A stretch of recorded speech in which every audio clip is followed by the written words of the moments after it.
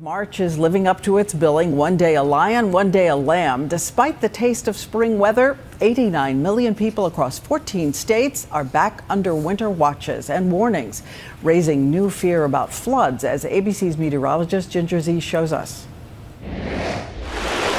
A flood emergency in the Mountain West. Ice jams terrorizing towns from Montana to Wyoming. Rapid snowmelt leaving dozens stranded as floods wash out roads. We're preparing for the worst, hoping for the best.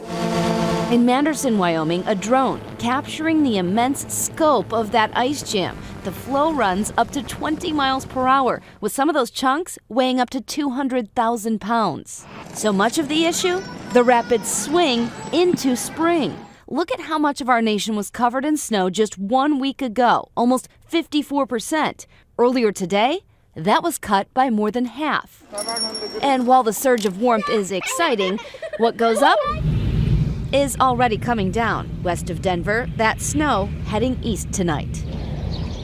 We hit 65 degrees here in Central Park. You can see spring fever gone wild behind me, but there are some ugly reminders of that harsh winter still around that have not and won't melt because we're about to get cold. And snow on the way for some folks too. Is from Chicago to Detroit.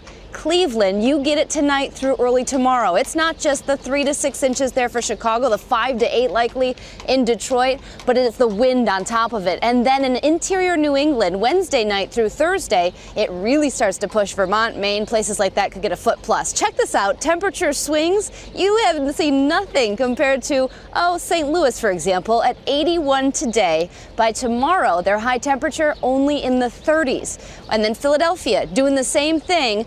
Today, we were right there in the 60s. By the time you reach Thursday, it's not going to be pretty. It'll be in the upper 20s. Diane? Another whiplash. Thank you so much, Ginger Zee.